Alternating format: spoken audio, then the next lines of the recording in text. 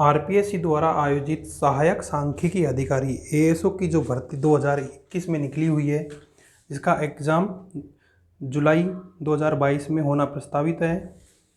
उसके लिए मैं ये वीडियो बना रहा हूँ।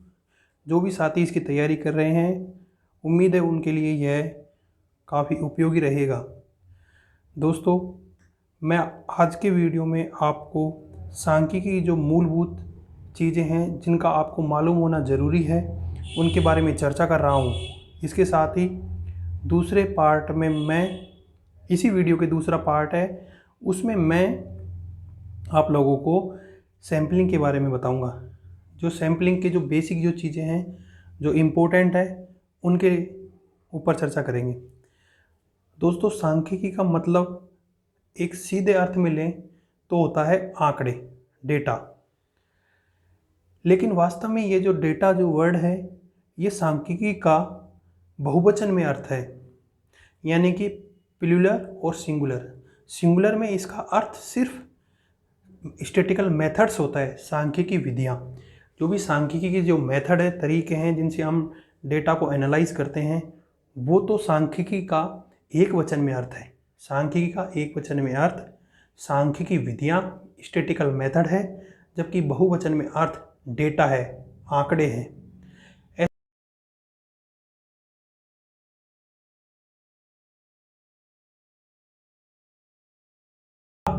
दोनों का रूप माना जाता है और हर सब्जेक्ट में इसका यूज है, क्योंकि प्रत्येक सब्जेक्ट में कुछ ना कुछ आंकड़े, डेटा ज़रूर होते हैं।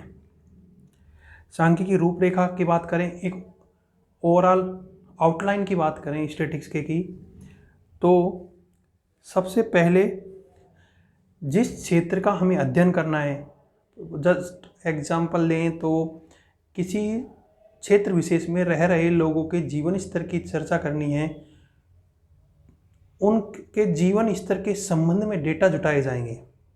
यानी कि जो समस्या है, जो अपना फील्ड ऑफ स्टडी है, उसके ऊपर हम पहले चर्चा करेंगे। तो जिस हिसाब से हमने अपना सब्जेक्ट चुना है, अपनी समस्या रखी है, उसी के अनुसार डाटा कलेक्ट होंगे। और ये जो डेटा लिए जाएंगे वो दो प्रकार से लिए जा सकते हैं, जिन्हें प्राथमिक व द्वितीयक डेटा बोलते हैं। अब जो ये आंकड़े लिए गए हैं, इन आंकड़ों को वर्गीकृत किया जाता है, क्लासिफिकेशन ऑफ डेटा। ऐसे ये आंकड़े मात्रात्मक, क्वांटिटेटिव एवं क्वालिटेटिव हो सकते हैं। मात्रात्मक आंकड़ों का अर्थ है कि लंबाई में, चौड़ाई में, यदि किसी चीज़ से संबंधित आंकड़े हैं, 75 मीटर, 43 मीटर, जो भी इंडिविजुअल सीरीज है, जो आपने बेसिक पढ़ाई होगा, वो डेटा तो मात्रात्मक माने जाते हैं। और जो गुणात्मक आंकड़े होते हैं, वो शिक्षित, अशिक्षित, मैरिड, अनमैरिड इत्यादि प्रकार के होते हैं।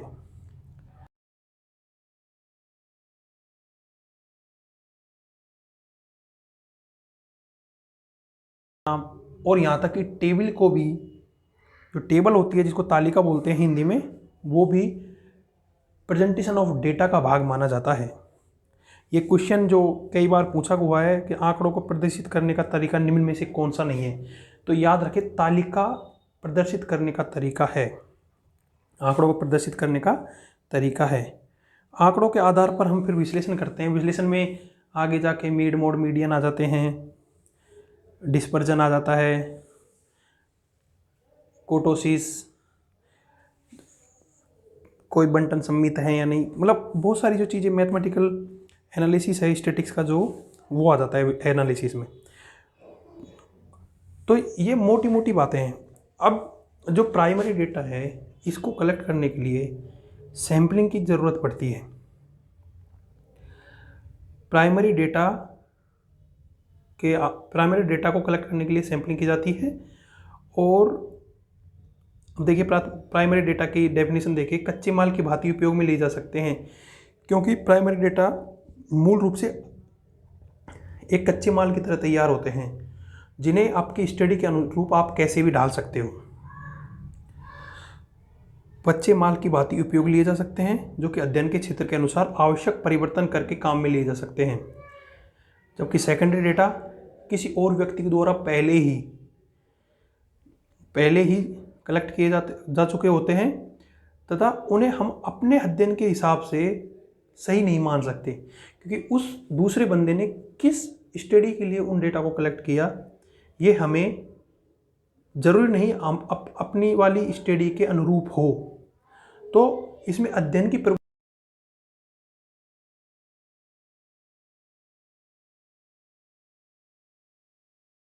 थे पहले, अब यदि हम उस डेटा को काम में ले रहे हैं तो हमारे लिए उपयोगी होगा ये कोई ज़रूरी नहीं है। प्राइमरी डेटा को कलेक्ट करने की बहुत सारी विधियां हैं जो कि ज़्यादा इम्पोर्टेंट नहीं है आपके सिलेबस के अकॉर्डिंग। कैलाशनाथ नागर की बुक में 4-5 विधियां दी हुई है, उन्हें आप देख सकते हो, और यदि कोई इंपॉर्टेंट हुई तो मैं आपको क्वेश्चन की फॉर्म में या फिर कैसे भी मैं आपको उसका वीडियो बना के डाल दूंगा। ऐसे इम्पोर्टेंट नहीं है, इसमें टाइम ख़राब करने की बिल्कुल ज़रूरत नहीं है।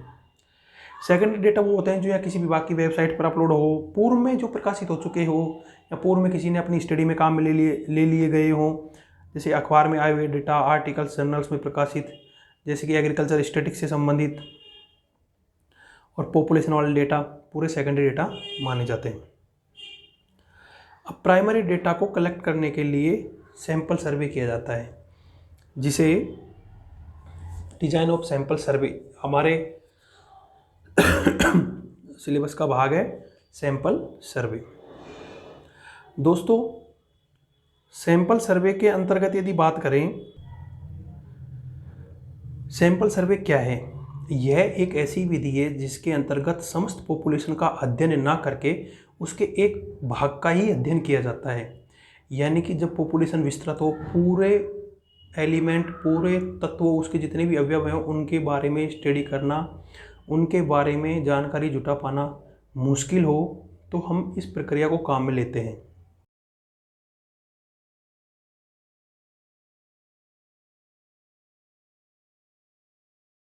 पॉपुलेशन क्या होती है?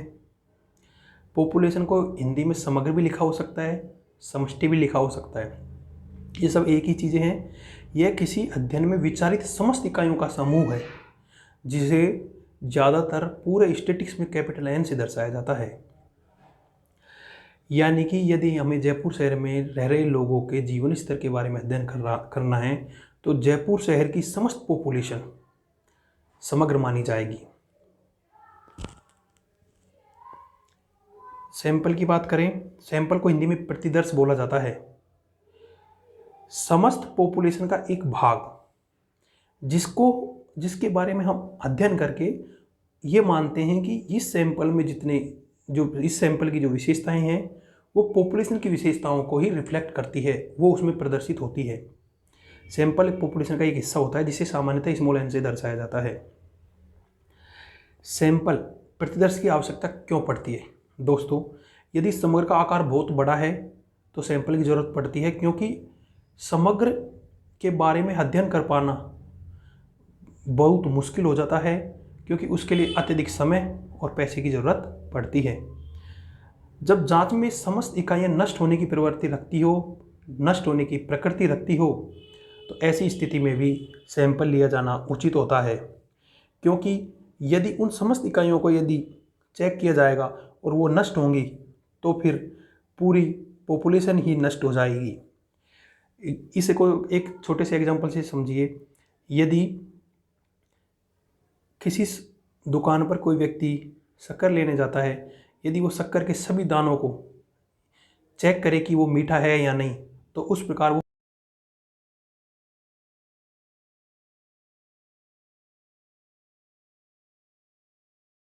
समय कम होने की स्थिति में सैम्पलिंग प्रोसेस है वो ज़्यादा बेहतर माना जाता है।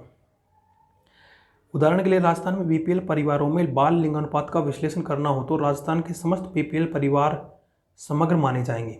बीपीएल परिवारों के बाल लिंगानुपात का अध्ययन करना है तो जो बीपीएल परिवार जितने भी हैं राजस्थान में वो पॉपुलेशन माना जाएगा।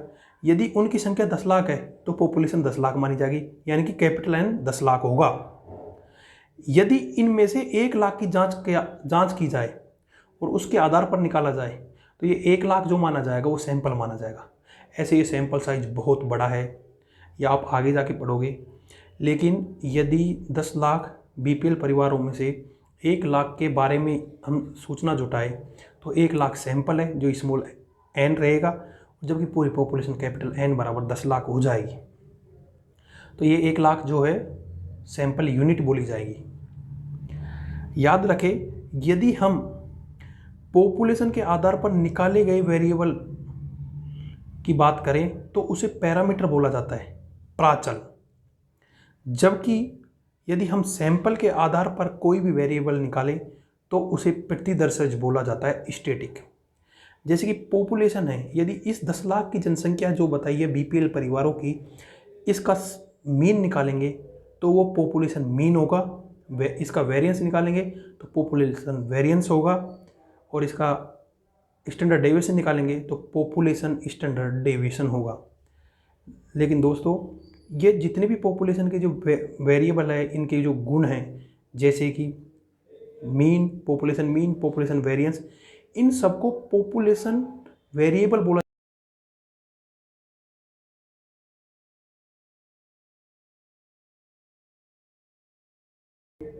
और यदि सैंपल के आधार पर यदि हम मीन, स्टैंडर्ड डेविएशन, वेरिएंस निकालें, यानी कि सैंपल मीन, सैंपल वेरिएंस, तो उसे स्टैटिक कहा जाता है या प्रतिदर्शज बोला जाता है। अब एक इम्पोर्टेंट बात दोस्तों, इसमें से जो पैरामीटर और स्टैटिक, इसमें से हर एग्जाम में सवाल आता है, आप याद रखिए, ये इम्पोर्टेंट है। सैंपल फ्रेम क्या होता है? सैंपल फ्रेम, अब जो बीपीएल परिवार है, जो 10 लाख लोग हैं, जो अभी हमने ऊपर बात करी, यहाँ पर 10 लाख लोग हैं बीपीएल परिवार, इनके हम बाल लिंग अनुपात का विश्लेषण कर रहे हैं। एक छोटा सा एग्जाम्पल लिया गया है यहाँ पर। तो ये 10 लाख जो बीपीएल परिवार हैं, ये सभी सैंपल फ्रेम में माने जाएंगे। इन 10 लाख लोगों का, यानी कि समस्त जिनके बारे में चर्चा की गई है, जिनके ऊपर विचार किया गया है, विचाराधीन समस्त पॉपुलेशन की इकाइयों की यदि एक लिस्ट तैयार की जाए, यदि इन 10 लाख लोगों की एक लिस्ट तैयार की जाए जिनमें से हमें सैंपल लेना है, तो ये समग्र की जो लिस्ट है, पॉपुलेशन की जो लिस्ट है, ये सैंपल फ्रेम कहलाती है। याद रखिए, सैंपल फ्रेम सैंपल नहीं होता, सैंपल फ्रेम में से सैंपल लिया जाता है। यानी कि सैंपल फ्रेम पॉपुलेशन की इकाइयाँ होती हैं, पॉपुलेशन की इकाइयों की एक सूची होती है। सैंपल फ्रैक्शन क्या होता है? ये काफ़ी इम्पोर्टेंट टॉपिक है, सैंपल फ्रैक्शन। देखिए दोस्तों, यदि हम उदाहरण के हिसाब से बात करेंगे तो आपको थोड़ा जल्दी समझ आएगा, इजी वे में समझ आएगा। जो सैंपल की यूनिट जो हमने 1 लाख निकाली है, कितने में से निकाली है? 10 लाख में से। तो एक छोटी सी चीज़ देखो, 10 लाख का कौन सा भाग है 1 लाख? 1/10।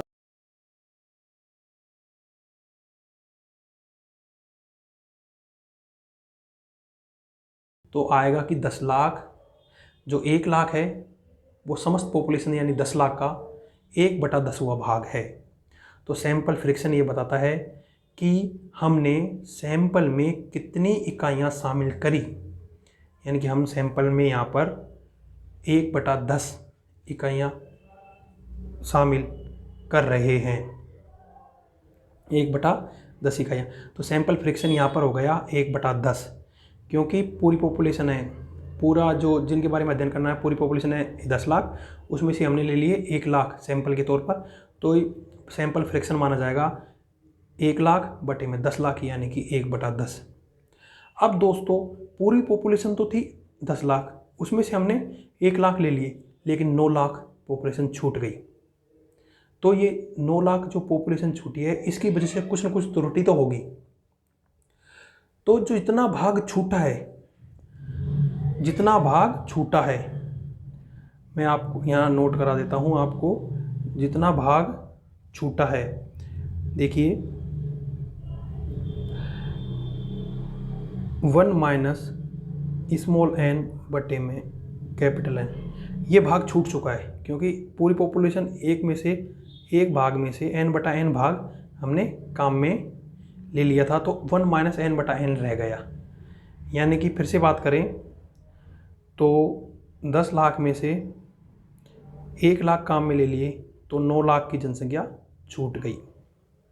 ठीक है, अब ये 9 लाख की जो जनसंख्या छूटी है इसको बोलते हैं, 9 लाख जो जनसंख्या है वो कितना भाग हो गया इसका, 9/10।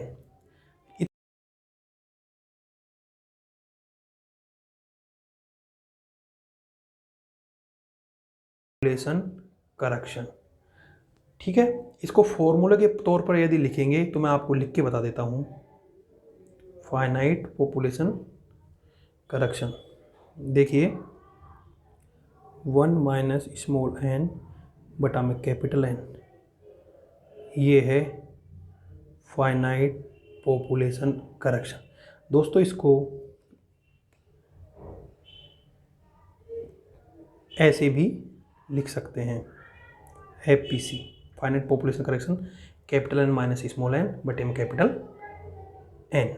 देखिए दोस्तों, अब इसको आगे यदि हम लिखेंगे n माइनस n बटे में कैपिटल N तो 10 लाख माइनस 1 लाख बटे में 10 लाख, यानी कि 9/10 भाग, क्योंकि 1/10 भाग तो हमने काम में ले लिया। ये तो हो गया फ्रैक्शन, सैंपल फ्रैक्शन। ठीक है, और जो 9/10 भाग जो रह गया है, जो उसकी सैंपल में शामिल नहीं किया गया है, उसको बोलेंगे फाइनाइट पॉपुलेशन करेक्शन। आप इसको अच्छे से नोट कर ले दोस्तों, इसमें से आपके एग्जाम में ASO के सिलेबस में जो टॉपिक्स हैं उनमें सबसे इम्पोर्टेंट है सैम्पलिंग, तो इसमें से ज़रूर आपके क्वेश्चन बनेगा।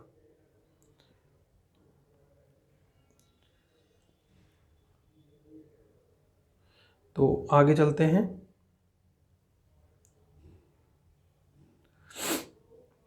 Sampling and non sampling error, इसकी और बात कर लेते हैं, उसके बाद आगे की चर्चा अगली वीडियो में करेंगे। देखिए दोस्तों, सैम्पलिंग एरर क्या होती है मैं आपको बता देता हूँ सीधी भाषा में।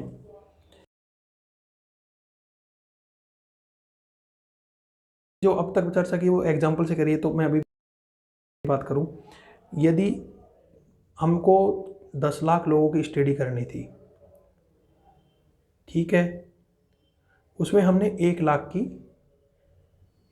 की विशेषताओं की जांच कर ली। अब 9 लाख लोग छूट गए, किस कारण से छूटे, ये छूटे सैम्पलिंग के कारण। तो जो सैम्पलिंग प्रक्रिया में समग्र का कुछ भाग जो छूट जाता है ना, यानी कि सैंपल की सभी यूनिट सैंपल में शामिल नहीं होती, समग्र की सभी यूनिट सैंपल में शामिल तो नहीं होती, तो कुछ न कुछ भाग छूट जाता है जिसके कारण होती है एरर, उसे बोलते हैं सैम्पलिंग एरर। ठीक है, अब ये जो सैम्पलिंग एरर है, अब यदि हमने 1 लाख की जगह यदि 2 लाख लोगों की जांच करेंगे तो कम भाग छूटेगा, तो सैम्पलिंग एरर कम हो जाएगी। सैंपल का साइज जैसे जैसे बढ़ाते जाएंगे, सैंपल को बोलते हैं स्मॉल n, इसको बढ़ाते जाएंगे तो सैम्पलिंग एरर कम होगी। याद रखें, SE मैंने शॉर्ट में लिख दिया, ऐसे इसको स्टैंडर्ड एरर आगे जाके पढ़ोगे आप, उसको ऐसे ही लिखते हैं, ऐसे मैंने इसको शॉर्ट में सैम्पलिंग एरर लिख दिया। तो सैम्पलिंग एरर कम हो जाएगी यदि हम सैंपल का साइज बढ़ा देंगे। ठीक है, क्योंकि जब सैंपल का साइज बढ़ेगा तो ज़्यादातर यूनिट सैंपल में समाहित हो जाएंगी, सैंपल में समाहित होने वाली यूनिटों की संख्या ज़्यादा होगी तो छूटने वाली इकाइयाँ कम होंगी, तो समग्र के ज़्यादातर गुण सैंपल में शामिल हो जाएंगे। इस कारण से स्मॉल n का मान बढ़ाए जाने पर सैम्पलिंग एरर कम होती जाती है, इसको याद रखें एक तो आप। दूसरी बात करेंगे नॉन सैम्पलिंग एरर। अब जो सैम्पलिंग एरर के अलावा जो सैंपल जो प्रक्रिया अपन ने जो सैंपल लिया है, इसके अतिरिक्त जो भी अपन काम करते हैं उसमें जो कोई गलती होती है,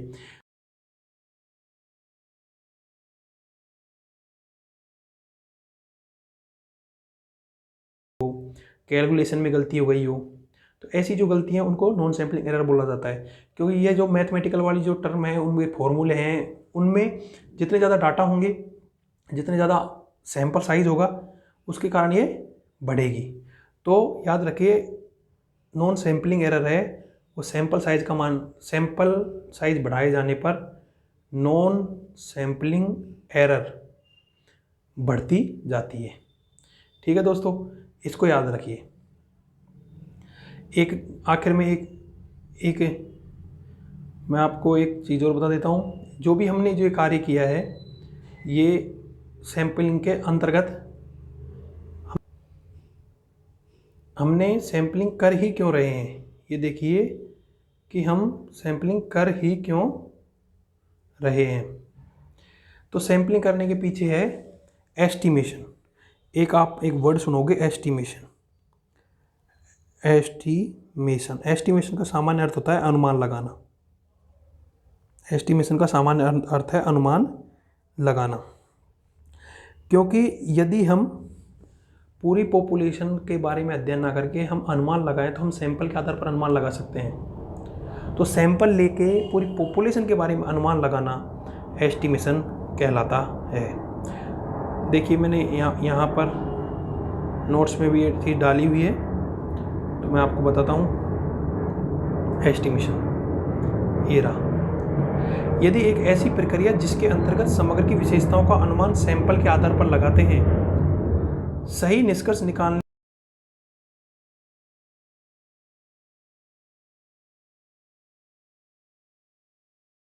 पॉपुलेशन के 74 गुणों को सेटिस्फाई कर देता हो, यानी कि वो जितनी भी विशेषताएं हैं पूरी पॉपुलेशन की समग्र की, वो उस सैंपल में समाहित हो जाएं, तो वो सैंपल बेस्ट माना जाता है।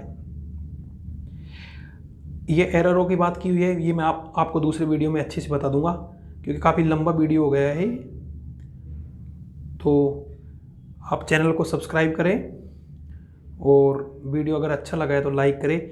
और जो भी आपको कोई भी दिक्कत है एएसओ के सिलेबस के अंतर्गत कि सर स्टैटिक्स में क्या पढ़े क्या ना पढ़े, कितना डीप जाएं, कैलाशनाथ नागर की बुक पढ़े या बीएल अग्रवाल की बुक पढ़े, किस टॉपिक के लिए कितनी गहराई से जाएं और कैसे क्वेश्चन बन सकते हैं।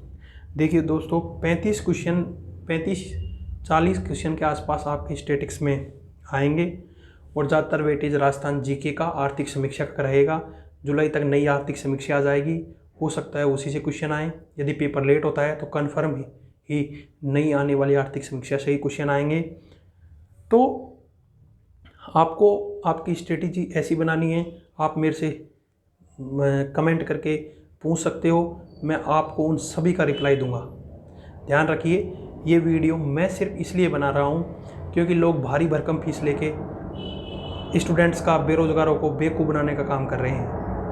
मैं आपको मुफ्त में जो मैं बता सकता हूँ बेस्ट एंड बेस्ट मैं आपको बताने की कोशिश करूँगा। आप चैनल को सब्सक्राइब कर लीजिए। यदि वीडियो अच्छा लगे तो लाइक करें, अगर अच्छा नहीं लगे तो डिसलाइक करें। लेकिन आपको यदि कोई भी समस्या है तो कमेंट ज़रूर करें। अच्छा बुरा जैसा भी है आप कमेंट ज़रूर करें कि सर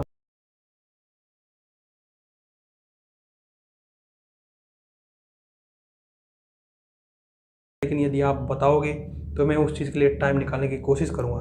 क्योंकि हम भी जब बेरोज़गार थे तो हम भी अलग अलग यूट्यूब ऐसे वैसे वीडियो कहीं न कहीं से देख के सोचते थे कुछ तो समझ आए। यदि आपके इसमें कुछ भी चीज़ छूटी हो तो आप मेरे को ज़रूर बताइए। और इसके अलावा मैं आपको फिर से इसको रिपीट कर देता हूँ। देखिए ये तो बेसिक चीज़ें थी, मैंने शुरुआत में बताई। ये इसके बारे में आप इतना भी पढ़ सकते हो कि जो प्रमुख स्टेटिशियन जो थे भारत के, पीसी महालनोबिस थे, उनके लिए ही, उन्हीं के नाम से ही हमारा जो इंडियन स्टैटिस्टिकल इंस्टीट्यूट है कलकत्ता का 1931 में इस्टेब्लिश किया गया था। और डेटा दो प्रकार के होते हैं, प्राइमरी डेटा, सेकेंड डेटा। जो प्रकाशित डेटा होते हैं, जो भी प्रकाशित डेटा वो सेकेंडरी डेटा माने जाते हैं। और जो सैम्पलिंग जो है वो सैम्पलिंग जो प्रोसेस है वो प्राइमरी डेटा से संबंधित है। सैम्पलिंग की बात करें क्योंकि पूरी पॉपुलेशन का जब अपन अध्ययन नहीं कर सकते तो हम पूरी पॉपुलेशन के कुछ भाग का अध्ययन करते हैं और उस भाग को सैंपल बोला जाता है। सामान्यतः इनको कैपिटल एन, पॉपुलेशन को कैपिटल एन से दर्शाया जाता है और सैंपल को स्मॉल एन से दर्शाया जाता है। सैंपल फ्रैक्शन की बात कर लेते हैं। सैंपल फ्रैक्शन होता है जो जितना भाग हमने सैंपल में शामिल किया है, जितना भाग हमने सैंपल में शामिल किया है उसे सैंपल फ्रैक्शन बोलते हैं, जिसे स्मॉल एन बटे में कैपिटल एन से दर्शाया जाता है। और फाइनाइट पॉपुलेशन करेक्शन, याद रखिए दोस्तों, फाइनाइट पॉपुलेशन करेक्शन वो भाग होता है जो कि सैंपल में शामिल नहीं किया गया। वो भाग जो सैंपल में शामिल नहीं किया गया उसे बोलते हैं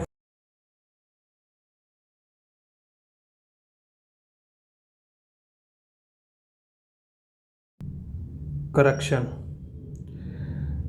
sampling error, non sampling error. Sampling error वो होती है जो सैंपल लेने के कारण होती है, यानी कि सैंपल हमने कुछ भाग छोड़ा है, सैम्पलिंग प्रक्रिया कर रहे हैं तो कुछ भाग तो छूटेगा जो सैंपल में शामिल नहीं हुआ है, उसके कारण जो एरर होगी जो सैम्पलिंग एरर होगी।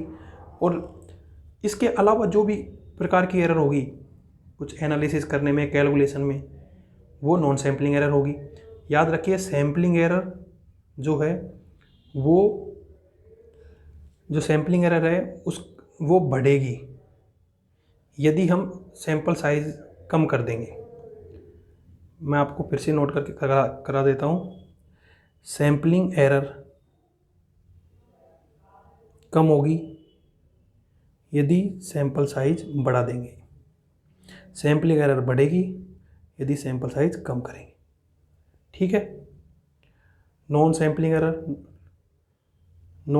एरर की बात करें, नॉन सैम्पलिंग एरर बढ़ेगी यदि सैंपल साइज बढ़ेगा, घटेगी यदि घटेगा। ये डायरेक्टली रिलेटेड है, आप इनको अच्छे से नोट करें। याद रखिए सैम्पलिंग एरर स्मॉल n का मान बढ़ने के साथ साथ कम होती है और non sampling error small n का मान बढ़ने के साथ साथ बढ़ती है। दोस्तों आज के वीडियो के लिए इतना ही। आप अपना जो समस्या है उसको कमेंट में ज़रूर डालें। थैंक यू दोस्तों, नमस्ते।